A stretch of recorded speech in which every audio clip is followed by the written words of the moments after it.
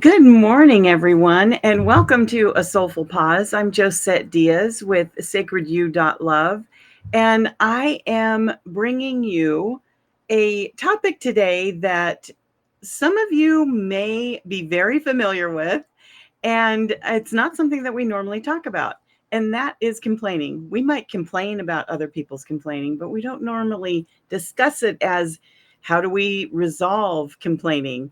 So, I wanted to just have this conversation with you because I've been a past complainer myself. You can ask my kids, they will tell you. So we all do it. Complaining is something that we all do. If you see me looking down, it's because I have some notes for you. I want to make sure I hit some very important bullet points. And so let's have this conversation. Now, when we complain, it's usually because we don't like a situation or our expectations have not been met, or we don't really like how a certain person does things consistently. And so we tend to complain a lot about the things they do. And if you notice that you are complaining about little things, then that's something to take note of. So, those of you who know who Maston Kipp is, he is a coach. He's very much into functional medicine and mental health, and he is really phenomenal. You can find him on Instagram.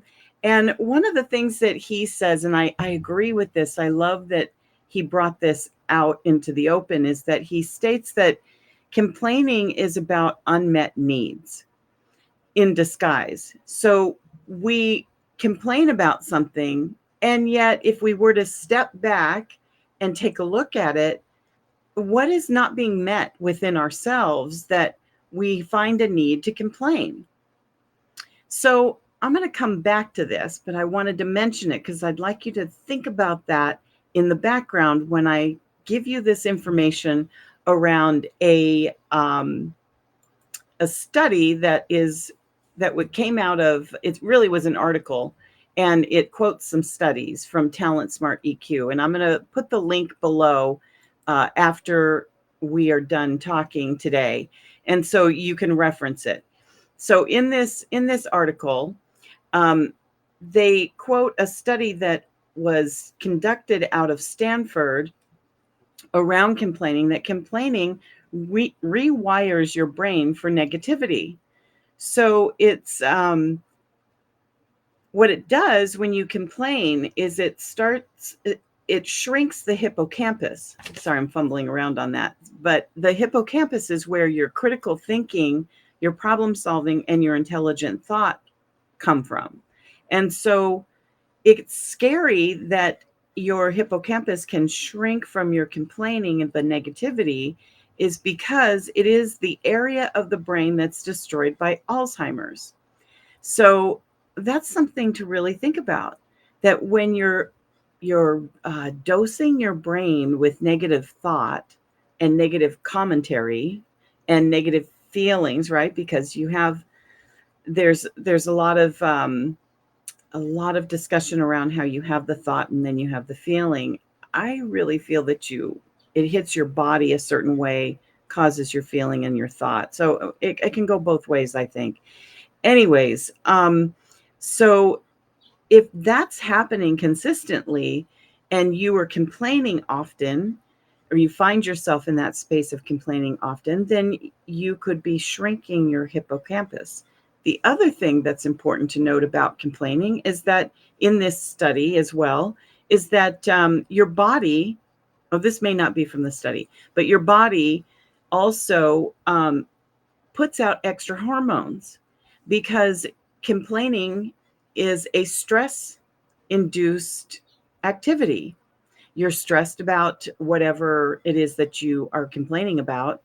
Otherwise, you wouldn't be making note of it. And when you're complaining, you're almost reliving something.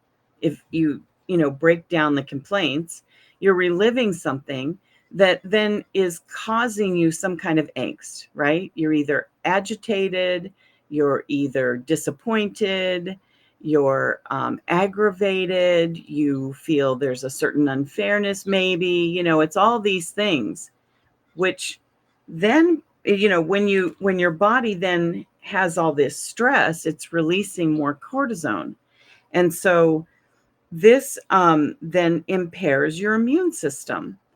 So the things that we do, what we think, how we behave, what we talk about, what we focus our energy on is also very important to our mental health, our physical health, and our overall well-being. So complaining, this is where Maston Kip comes back in. If it's unmet needs in disguise, right? Then what is it that you need? So the next time that you feel inspired to complain, think about what it is behind the complaint that is charging you forward with complaining. And is there something that isn't being met within yourself or even in your relationship, possibly with that person, that needs to be addressed?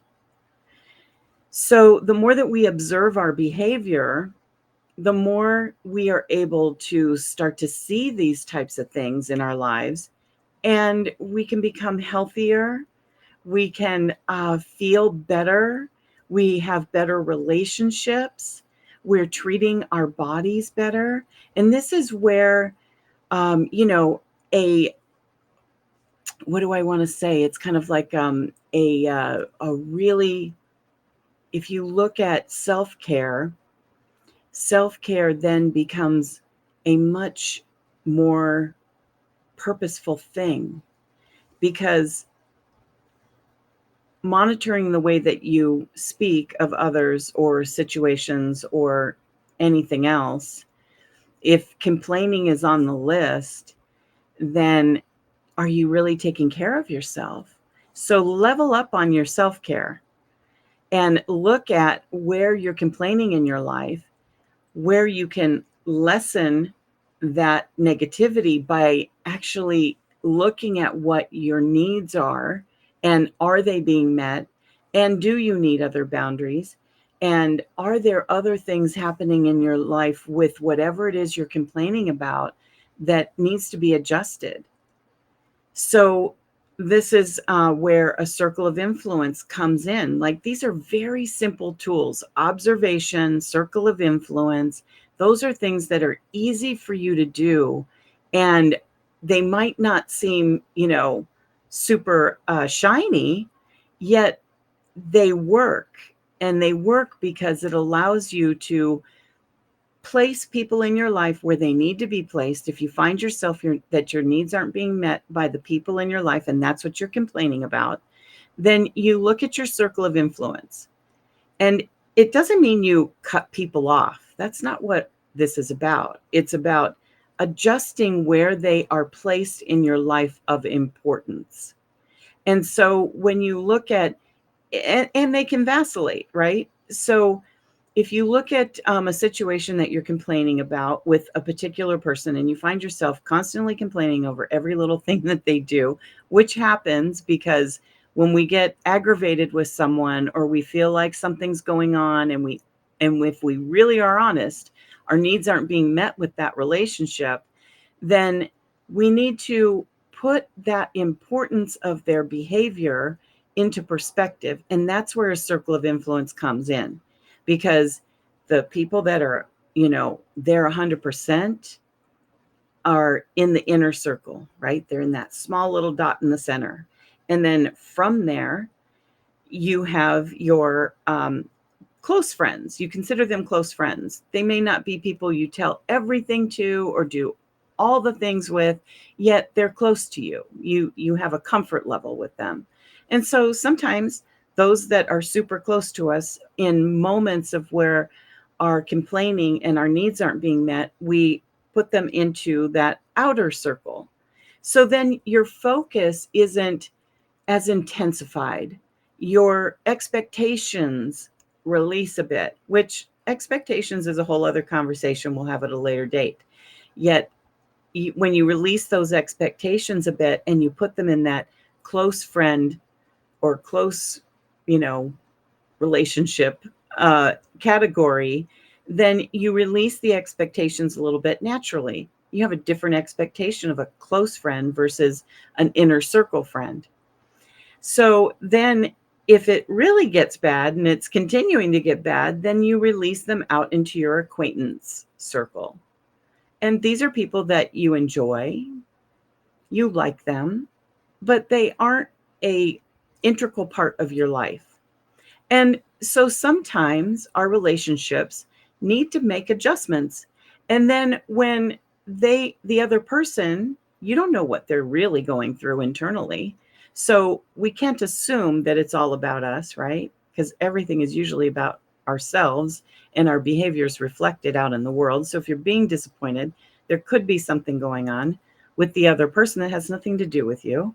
And so that's when someone else kind of gets over whatever it is they could be going through, and they start meeting the expectations or the needs, or the relationship improves, then you can bring them in closer. So people will vacillate back and forth just like anything, just like you do, just like I do.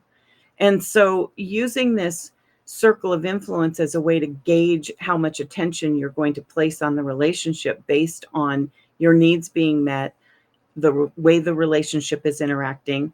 And this might sound like a selfish perspective, that it's all about just what you need and blah, blah. Yet, for you to really take care of who you are, take care of your body, take care of your mind, you really need to consider yourself first. I mean, it's the same old adage of being on an airplane, the oxygen mask drops, you give yourself oxygen first.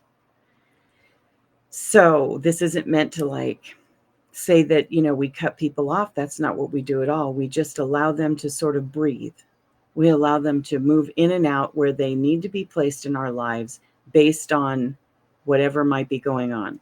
So that's that. And then using observation is a really great way to sort of monitor your complaining, to see where you are, notice the areas that you complain the most about and what you're feeling when you're complaining.